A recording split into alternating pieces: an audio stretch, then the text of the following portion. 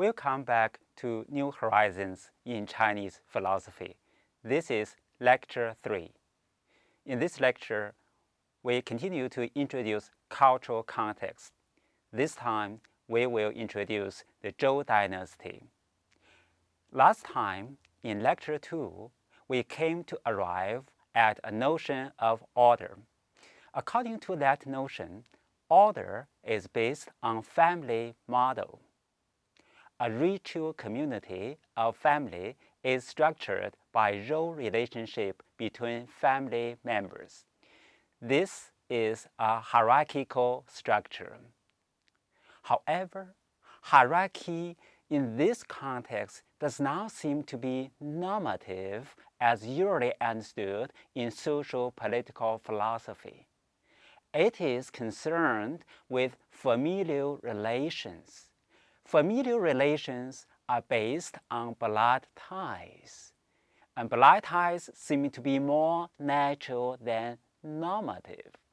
Something normative is based on something natural, but the former, the something normative, cannot be reduced to the latter, something natural.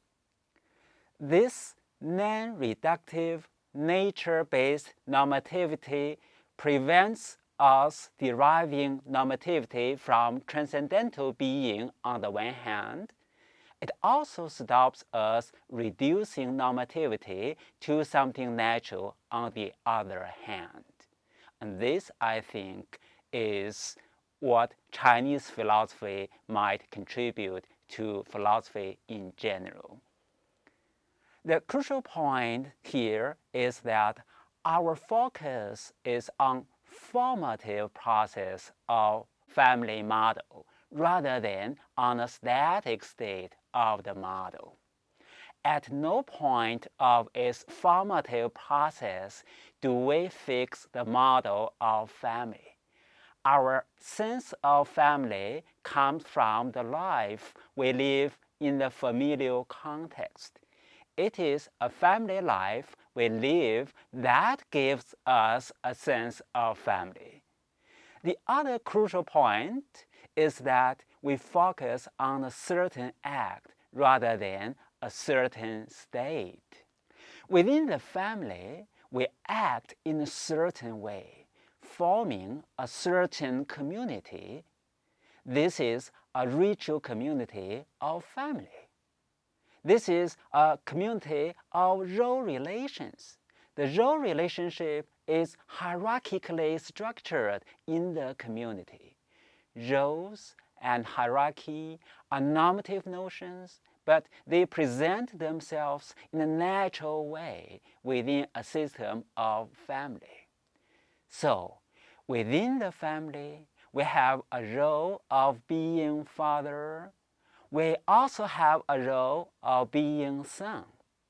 To be father, you have to act in a certain way in the family. To be a son, you have to act in a different way in the family. In the process, there emerges the father-son relation. And this relation forms a certain structure of family. It appears to be a hierarchical structure. From hierarchically structured family model, we derive social political order. We have a hierarchy of the high god, nature deities. At the same time, the ancestral spirits of royal family, kings, princesses, and all other people in the kingdom. Within this hierarchical structure, each of those beings are assigned a definite role accordingly as how qualified he is. The high god has absolute qualifications. That is, there's no separation of existence of the high god and the role of the high god. This is also true of family members. If you are a father in the family, you have no choice but to assume the role of being father. However, kings are exceptional. Not all kings could assume a role of being a king. In order to be a king, you have to act in a certain way to show the qualifications of a king. So, associated with a role are qualifications. Qualifications of a family member are naturally built in the blood ties, but qualifications of a king seem to be more complicated. This is what happened when Shang King Zhou was dethroned by Zhou King Wu. The King Zhou was not qualified for a king. He was not to assume the role of being a king. The reason was that he lost support of his people. He was not to be assigned to the position of king by the high God. This is mandatory. Under these circumstances, even his ancestors in the numinous world could not help him. The high God would reassign a king.